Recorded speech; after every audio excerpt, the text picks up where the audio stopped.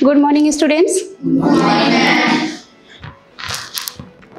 Today we are learning about geography, है ना, which is of class 9th, ना, SSC.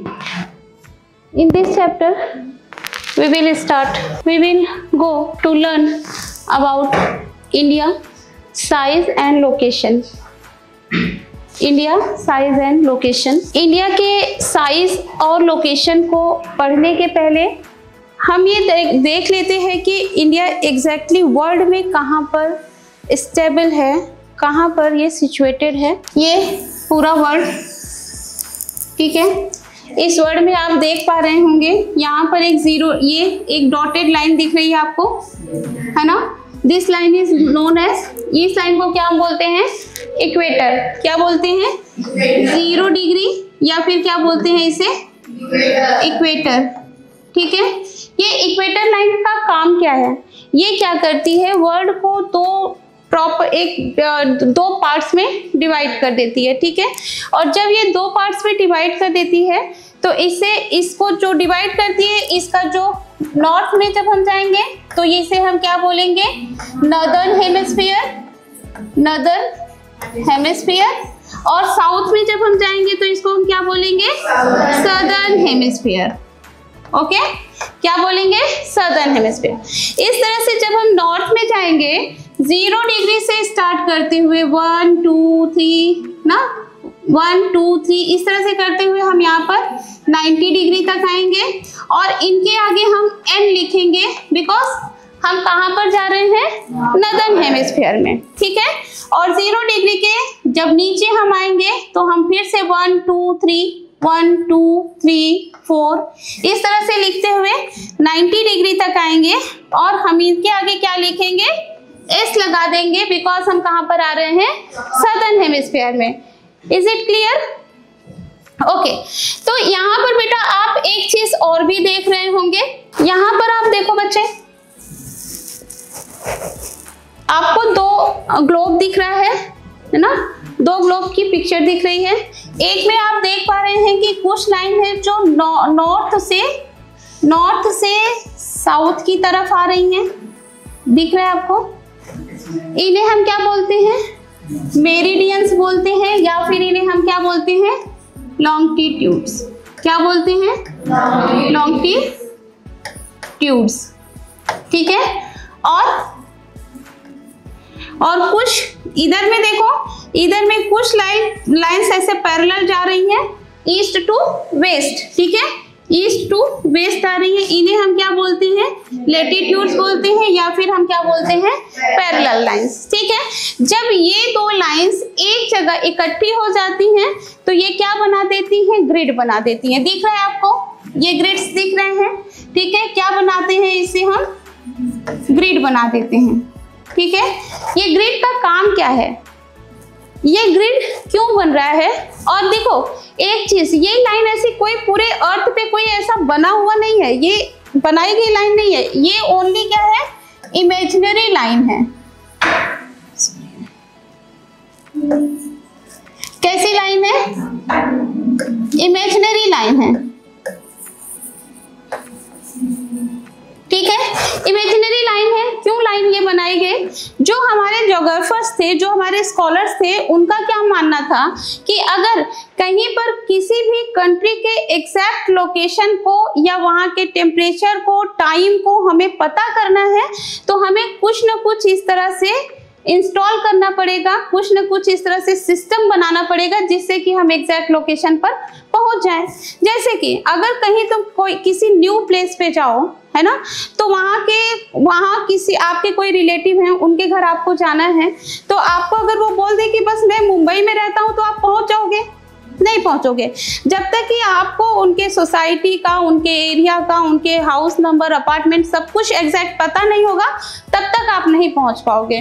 तो इसी तरह से ये जो ग्रिड है, ये यही काम करता है कि हमें किसी भी कंट्री का वर्ल्ड के मैप में या फिर वर्ल्ड में कोई कंट्री किस जगह पर, किस टाइम पर सिचुएटेड है, वो हमें एग्जैक्टली वहां तक ले जाता है। क्लियर है क्या?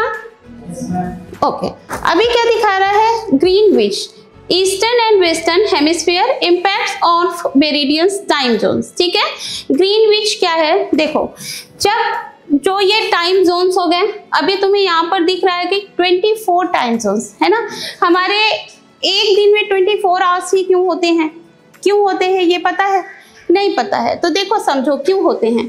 यहाँ पर हमने देखा कि जो ये लाइंस है ना, इसे जिसे हम लॉन्गिट्यूड्स बोल रहे हैं, जिन्हें हम क्या बोल रहे हैं, लॉन्गिट्यूड्स।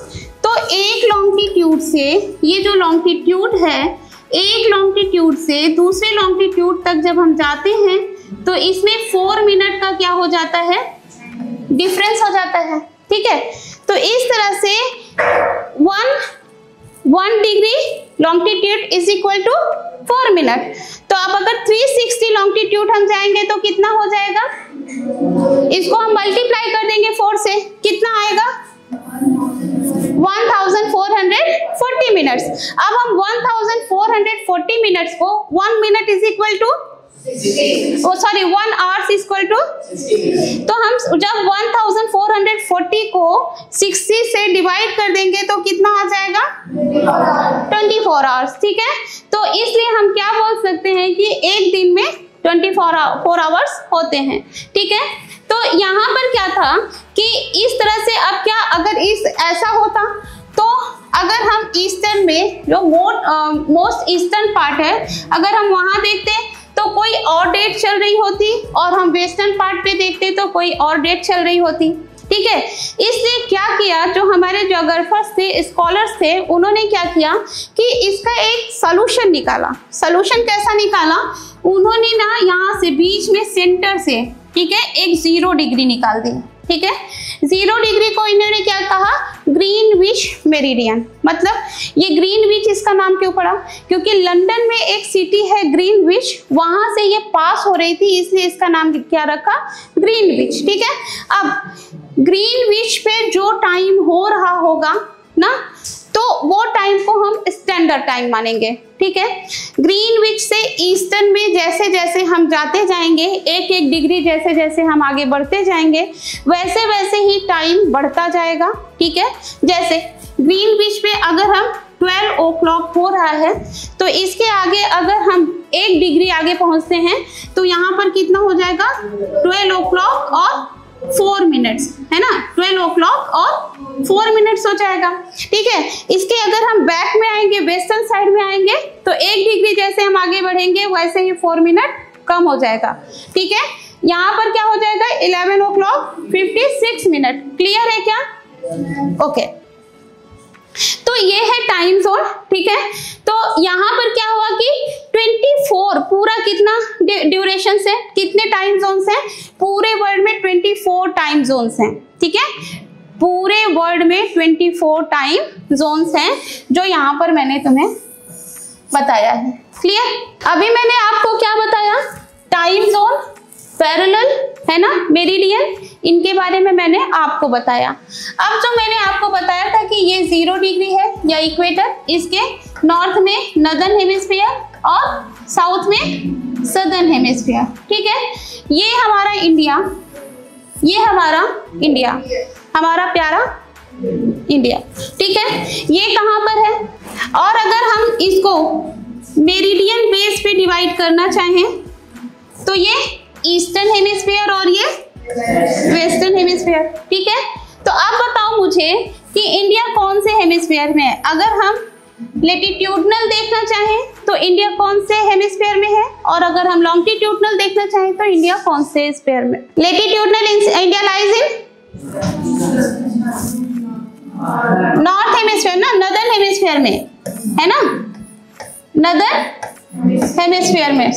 अगर हम लेटिट्यूडनल देखना चाहें या पैरेलल देखना चाहें तो इंडिया नॉर्दर्न हेमिस्फीयर में, और हम लॉन्गिट्यूडनल या मेरिडियन देखना चाहें तो इंडिया ईस्टर्न हेमिस्फीयर में। ठीक है, तो यहाँ पर हम ये भी देख पा रहे हैं कि ये सारे कॉन्टिनेंट्स हैं, जो हमारे 7 कॉन्टिनेंट्स हैं, वो सारे कॉन्टिनेंट्स हैं। और इंडिया कौन से कॉन्टिनेंट में है, एशिया में। इंडिया कौन से कॉन्टिनेंट में है, एशिया में। ठीक है, और अगर अब क्या एक क्वेश्चन बनता है कि इंडिया वर्ल्ड के प्रोस्पेक्ट में दो तरह से क्वेश्चन बनते हैं, इंडिया वर्ल्ड के प्रोस्पेक्ट में कौन से कॉन्टिनेंट में है और इंडिया एशिया के प्रोस्पेक्ट में कहां पर है। तो इंडिया अगर वर्ल्ड के प्रोस्पेक्ट में देखें तो नॉर्थ ईस्ट में है, ठीक है, इंडिया वर्ल्ड के प्रोस्पेक्ट में नॉर्थ ईस्ट में है और इंडिया एशिया के प्रोस्पेक्ट में कहां पर है। अब देख लो जरा, एशिया को भी हम डिवाइड कर लेते हैं, ये ईस्टर्न एशिया और ये वेस्टर्न एशिया, ये नॉर्थ एशिया और ये साउथ एशिया। बताओ कहां पे आ रहा है इंडिया, साउथ ईस्ट में, है ना। तो वर्ल्ड के प्रोस्पेक्ट में नॉर्दर्न ईस्टर्न हेमिस्फीयर में और एशिया के प्रोस्पेक्ट में साउथ ईस्ट एशिया में, ठीक है।